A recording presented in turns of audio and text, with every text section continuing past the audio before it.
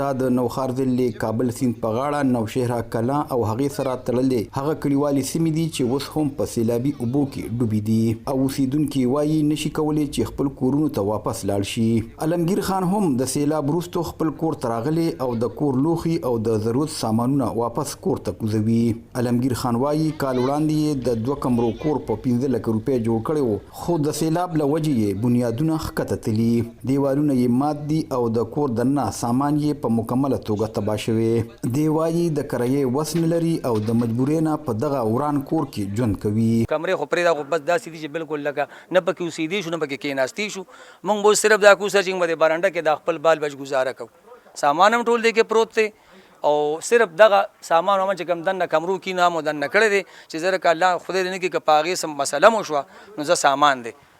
خو موږ به اوس برنډه کې مطلب دی چې اخلې پخلې خوراک څښاک ملاسته زموږ به ټوله څه دی برنډه کېږي. موږ دننه کمرې دی چې وردونه له مو درځېږي، خو لکه مجبوري د سر څه وکړو اوس لکه نه د کرایې وس مشته. ضلعي انتظامیه وایي په نوښار کابل سیند کې سیلاب ختم شوی، خو د سیند په غاړه نوشهره کلا او تړلې کلیوالو سیمو کې تر ډیر لرې پورې سیلابي اوبه په نظر راځي او ځایي خلک وایي خپل مدد په خپله کوي چې واپس دغه خپل کورونه ودان کړي. صوبایي حکومت وایي یوازې په نوښار ضلع کې 53 کلي د سیلابي اوبو څخه متاثره شوي او یوازې په نوښار ضلع کې 2.5 لکه آبادي د سیلابي اوبو له وجې متاثره شوي او 14,000 ایکړه ځمکه باندې ولاړ تیار فصلونو ته هم نقصان رسیدلی. خو د دغې سیمې د پاکستان مسلم لیگ نون سره تعلق لرونکي د صوبایي اسمبلۍ غړی اختیار ولی خان وایي مرکزي حکومت د سیلاب ځپلو دپاره په ټول ملک کې د 30 ارب روپۍ اعلان کړی.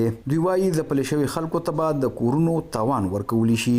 که د چا کور ته لږې اوبه هم تللي 25,000 روپۍ د شهباز شریف صاحب امداد دی هغه مو هر چا له ورکوو. که د چا کور ته جزوي نقصان رسېدلی ایته 2.5 لک روپۍ ورکوو او چې د چا کور پوره غورځېدلی نو ایته موږ 5 لک روپو امداد ورکولی کېږو. دا زموږ پروګرام دی او په دې کې موږ سره د صوبې حکومت د پی ټي آی ګورنمنټ یوه سوری پیسه امداد نه دی کړی. په خیبر پښتونخوا کې د اپتونو په وخت د انتظام اداره پی ډي ایم وایي په ټوله صوبه کې د سیلابونو له وجې د مړو شوي خلکو شمیره 291 ته رسېدلې چې پکې 109 ماشومان هم شامل دي. پی ډي ایم وایي په صوبه کې 4,482 کسان بې کوره شوي او 8,490 کورونو ته نقصان رسېدلی چې پکې 15,000 نه زیات په مکمله توګه تباه شوي. ریاض حسین، وایس اف امریکا، ډیوا، نوښار.